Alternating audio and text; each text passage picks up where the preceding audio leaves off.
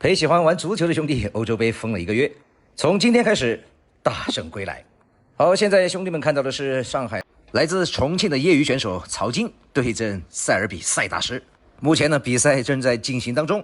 哎呀，这一局实在太可惜。咱们来看一下曹晶是怎样痛失好局的。塞大师的防守白球洗带，给了曹晶一个绝佳的上手机会。在第一局的比赛当中，曹晶也是抓住了塞大师的一个简单的中带失误，1比0暂时领先。先给大家介绍一下曹晶，跟大圣也算是老乡了，正宗的重庆仔嘞，已经是39岁的老将了，号称重庆最准的男人。本次能够来到上海大师赛的正赛，也是花费了不少的时间跟心血。他目前呢，算是重庆业余斯诺克的天花板了，在对抗练习中呢，也打出过147。像曹晶这样的选手啊，其实也算是咱们中国斯诺克的民间代表人物。正是因为有了他们的存在，才是咱们中国斯诺克能够源源不断涌现出优秀选手的灵魂和源泉。好，咱们先来观看比赛。好的，中杆红球打进，刚才通过篮球中带的调整，现在白球已经到位了。目前先要处理掉占据黑球点位的红球。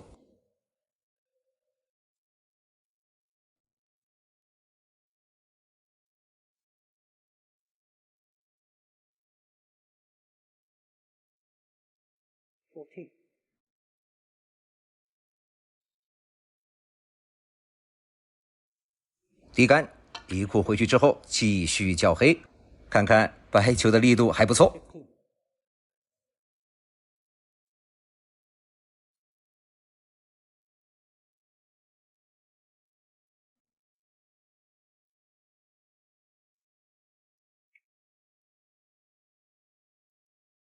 接下来黑球归位，再把黑球下方的红球处理掉，靠近边库的红球在右手的顺手位没有关系。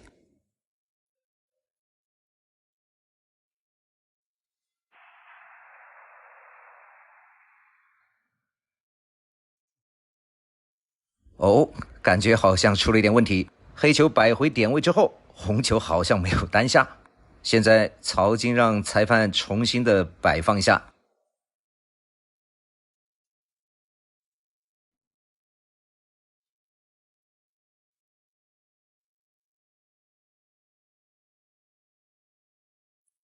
重新摆放之后，感觉还是没有。还好中带有一颗红球可以过渡，但是需要准度。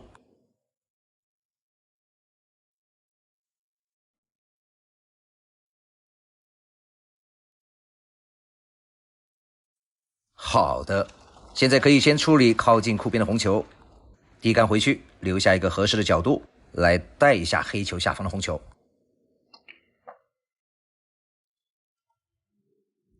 力道稍微大了一点，这个角度有些大了。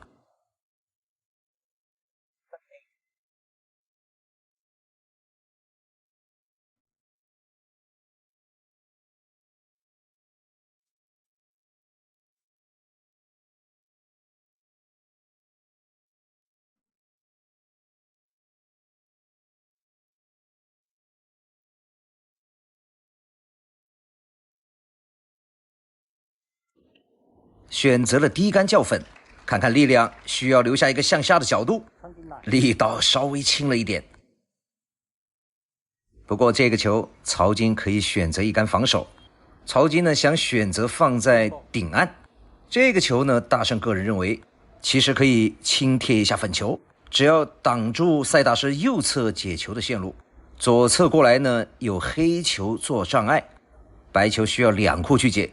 放在上方的话呢，虽然距离远，但是要解到也不难。看一下曹晶的考虑，这个球放在上方，从右侧是有2库解球的线路，应该难不倒塞大师。哎嘿，哦，这个球居然把绿球打进了，这个应该不是曹晶的本意。看一下，就算放在这个位置，1库勾解到也很简单，2库也简单。哦，曹晶瞄球的线路好像直接可以打到，这个球就太可惜了。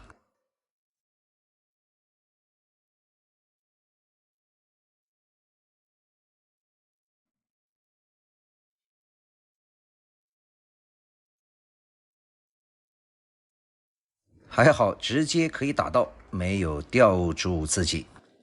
但是这颗球这样的话，曹金就被动了，塞大师可以轻松的做一杆。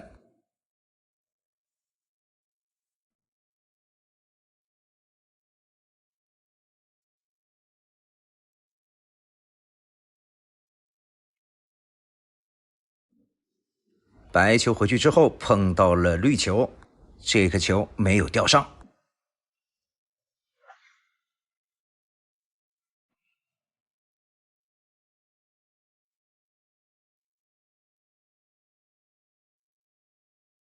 红球跟底库有空间，这个球可以移库勾走，白球利用黑球形成障碍。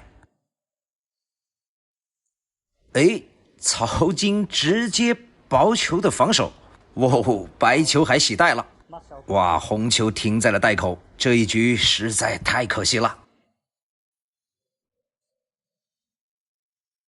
慢镜头看一下，红球跟库边是有距离，哎，这个球可以右塞直接勾走，非常可惜。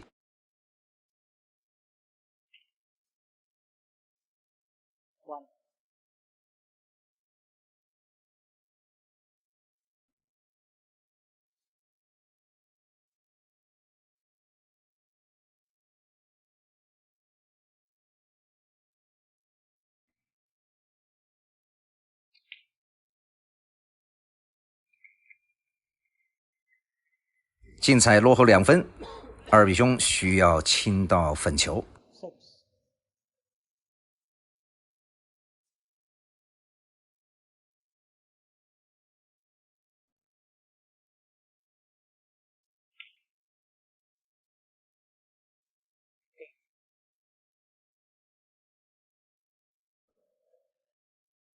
现在全场唯一有点难度的就是这颗绿球了，打进交到位，那么这一局比赛结束了。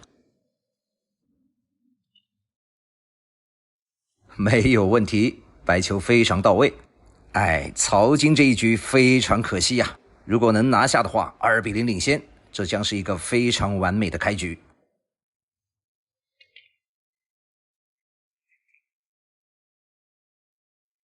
曹金呢，已经是第2次打进上海大师赛的正赛了。虽然咱们知道不可能会有什么突出的成绩，但是能以一个纯业余选手的身份站在这样国际大赛的舞台上，他的这一份经历已经非常引以为豪了。毫不夸张地说，他也给了所有业余玩球的爱好者以希望。如果说职业选手的终极梦想舞台是克鲁斯堡的话，那么咱们业余选手的终极梦想舞台就是上海大师赛的正赛了。这一局虽然输掉了比赛，但是比赛还没有结束，梦想仍在延续。能够战胜杰克琼斯已经非常牛逼了，加油曹金！心若在，梦就在。何必在意别人冷眼和嘲讽，就走自己的路，梦自己的梦。你不见任何人，凭什么要委屈低头？人这一生很短，请你大胆一点，做想做的事，和爱的人见面，别总说等下次，下次又说改天，现在就出发，路上吹着风，感受时间。关于昨天这个篮球啊，大神的私信都已经被打爆了哈。我想给兄弟们说的是，别急，这个篮球不算啥。这个上海大师赛啊，咱们中国军团算是赢麻了哈。什么新科世锦赛的冠亚军、世界排名第1，这些都不在话下。首先呢，咱们要恭喜一下咱们的辉哥，挥拳的挥哈，恭喜他呢是发自内心。其实早在3年前，大神就说过，他已经具备了前16的实力。要不是因为喜欢红蓝之物，今天的成绩啊，早就不止于此了。昨天6比0拿下囧哥，虽然有一小点点的意外，但是小龙还是有这个实力的。今天6比0拿下新科世锦赛的冠军，咱们的小龙哥没有挥拳庆祝，说明这半年多还是成长了不少啊。接下来咱们回到钢炮对庞俊旭的这场比赛，很多兄弟对这颗篮球不能理解。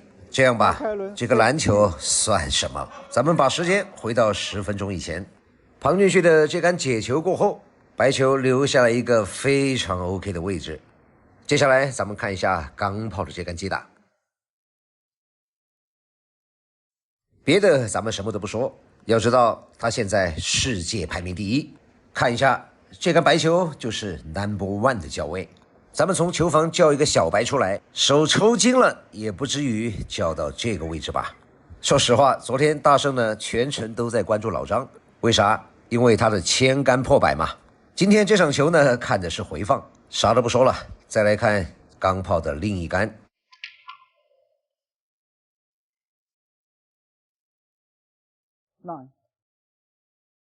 这个篮球我要说有难度，可能在座的小白都不信。接下来看看咱们世界排名第1的表现。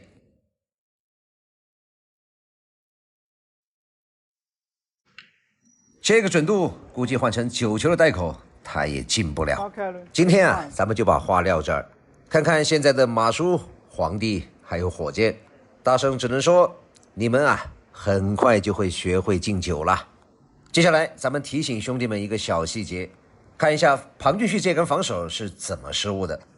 注意看哈，他拿起了一个套筒，按道理说他应该有自己的加长棒，这一杆呢应该可能是偷懒了，觉得防守吧好像无所谓。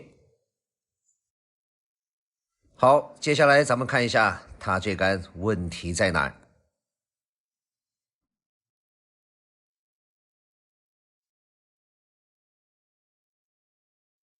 好，看一下庞俊旭的这杆击打，这个套筒比起加长把来说，他会卸力1/3以上。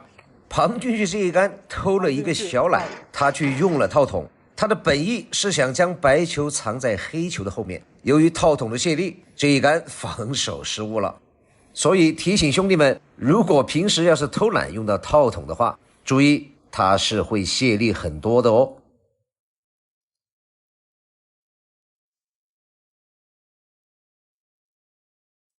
好，接下来咱们就回到这颗篮球。你要说有没有难度呢？对于斯诺克小白来说，当然有一点。但是你是世界排名第1的选手，而且距离这么近，这种分离角的判断，我相信闭眼睛打也没有问题。但是钢炮却打薄了非常多，看看庞俊旭上来都有那么一点点的不好意思。说实话，竞技体育这么搞还有啥意思？今天火箭要是输球了，你觉得奇怪吗？我觉得一点都不奇怪。这届上海大师赛的结果呀，我看咱们球迷们又可以狂欢了。鸵鸟嘛，就这样，遇见风雨就把脑袋扎土里。反正不管什么时候，老子永远天下第1。不管任何时候，自嗨才是王道。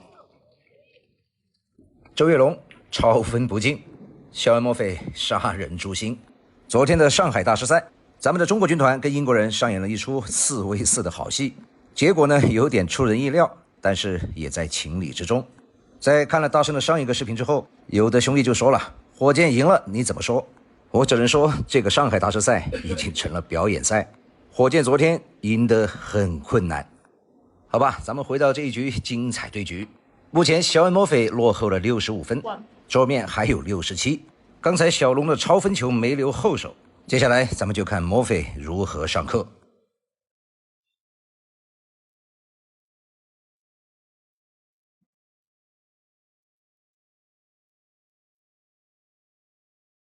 刚才墨菲看了一下，黑球右侧的底带进球的线路被红球阻挡，他只有一次利用粉球的机会可以解开这条线。接下来咱们就看一下魔术师怎么操作。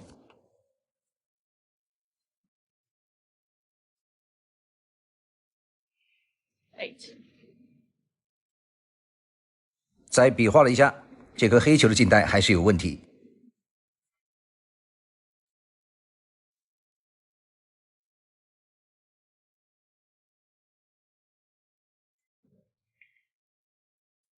于是这一杆单叫粉球，记住哈，他只有一次叫粉的机会，剩下的必须全部叫黑，要不然就严分了。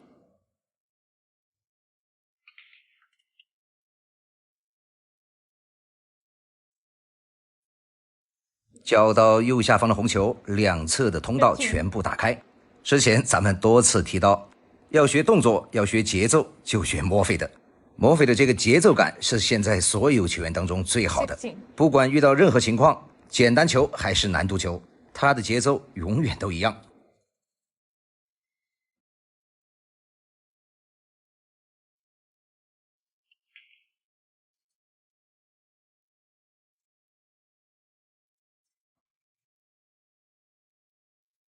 23.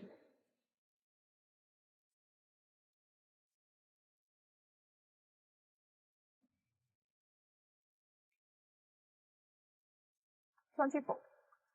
好，现在剩下唯一的问题就是上方的那个红球了。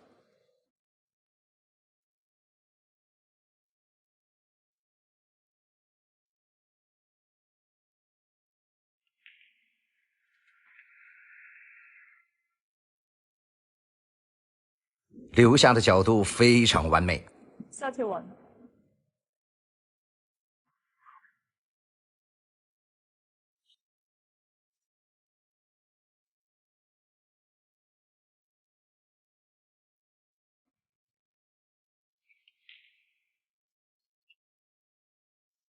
32. 中杆下来之后，黑球留下一个向上的角度。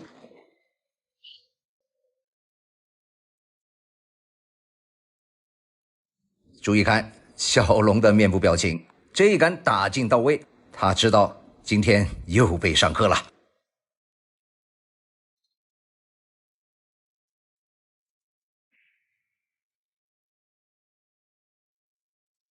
39.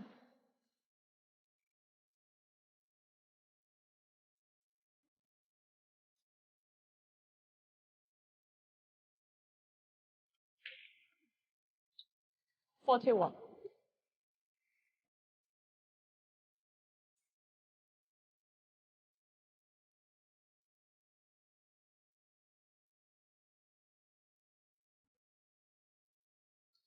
中途打个小广告， 41. 大圣跟朋友合作，在深圳搞了一个二手杆的交易平台，叫做杆趣。在这里不仅可以买，也可以卖。比如这只9.9成的 JPP， 全新的价格都2万多了。兄弟们猜，在咱们这儿卖多少呢？小程序或者 APP 搜索杆趣，来咱们这儿逛逛吧。在大圣这儿，兄弟们都知道，最重要的品质就是保真。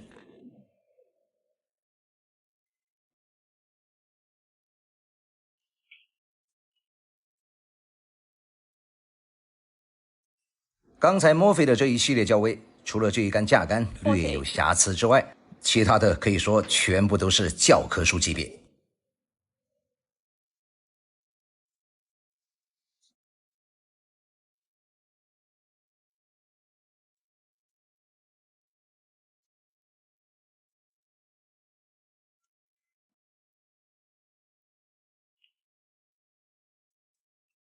53.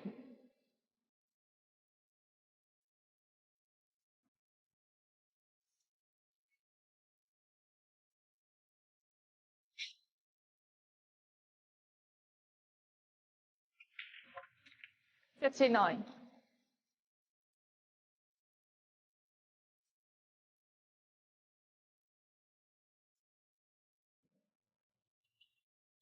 黑球打进，险胜1分。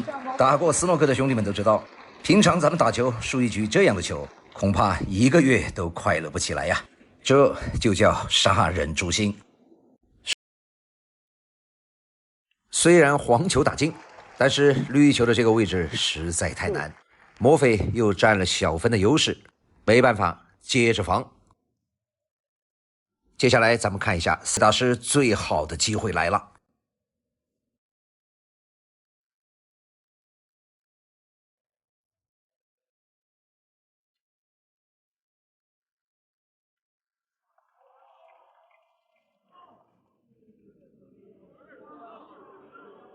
二比兄很惊险地处理掉了第一杆防守。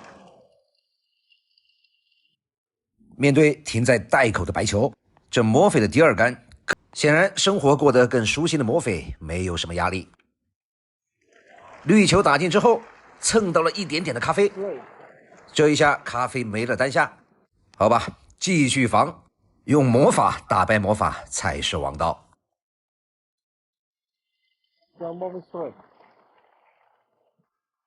最终在接下来的2局当中，墨菲连续轰出2杆破百，虽然从个人情感来说，我非常希望塞大师能够获得胜利，但是两人最后阶段的表现，莫非赢得实至名归。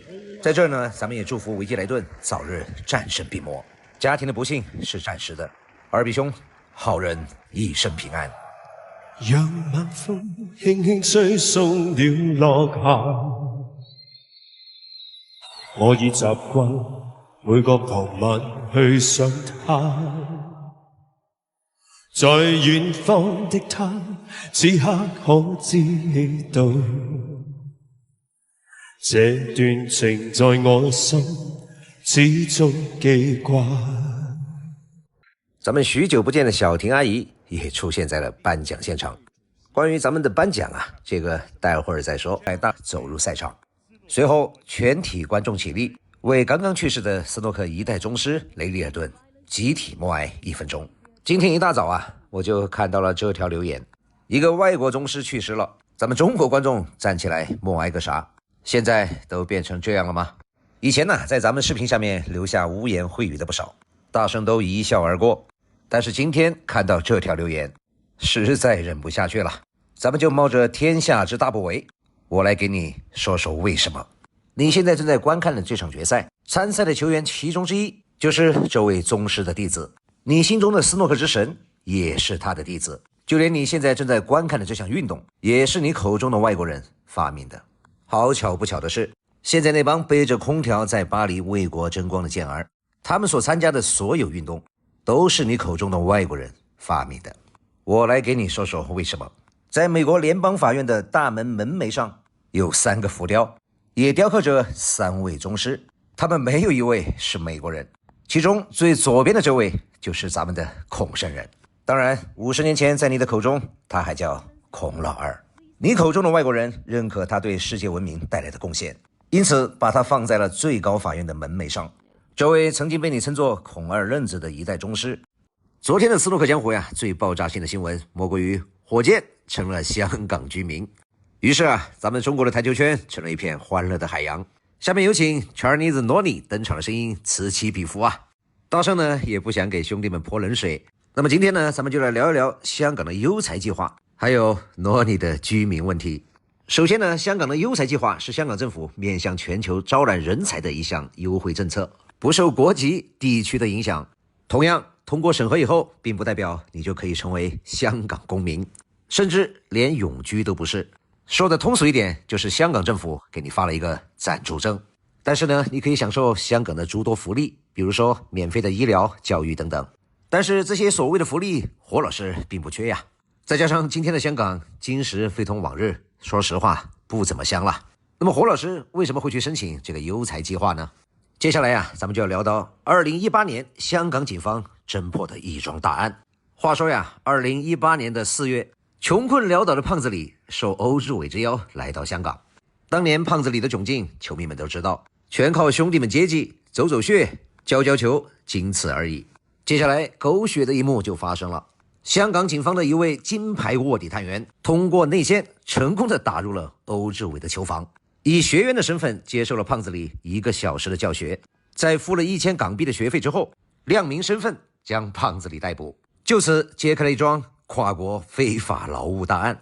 最後可憐的胖子李被罰款1000，驅離出港，並且要求在12個月之內保持良好行為。這個呀，人在走背字的時候喝涼水都塞牙。通過這種案件，兄弟們應該聽出點端倪了吧？火老師啊，未來大部分的商業行為都在亞洲，更準確的說都在中國。但是如果長期生活在內地的話呢，可能有點不太自由。於是香港就成了不二之選。那麼火老師的這個決定為什麼這麼突然呢？這就牽扯到香港優才計劃中一項非常重要的打分標準，那就是年齡。超過了51歲，這一項的打分評判那就是0。說實話，火老師在優才計劃的各項打分評判當中並不佔優，比如說學歷、家庭等等等等。如果年齡再不過關，那可能就通不過了。於是火箭才會在51歲這個坎上面給了兄弟們一個驚喜。好了，綜上所述，第一，火老師現在仍然是英國籍，但是呢拿了一個香港的暫住證，所以啊，今後 Chinese Noni 這種話就別自嗨了。第二，他有沒有可能代表香港出戰呢？这个呢，只能说暂时目前没有。第一，斯诺克这个运动呢，基本上是一个个人运动。以前还有亚运会、世界杯，但是现在呢，亚运会斯诺克取消了，世界杯也已经停办多年。所以啊，在火箭有限的职业生涯里，兄弟们大概率是看不到这个场景了。因此，火老师的这个决定只不过是生活赚钱两不误而已。接下来，兄弟们大概率还会看到小特也会做出这样的选择哦。所以啊，兄弟们，嗨过之后该散了吧。我的家在东北松花江上啊，那里有我真的大豆高粱，在那青山绿水旁，门前两棵大白杨，齐整整的篱笆院，一间小草房啊，哎哎哎。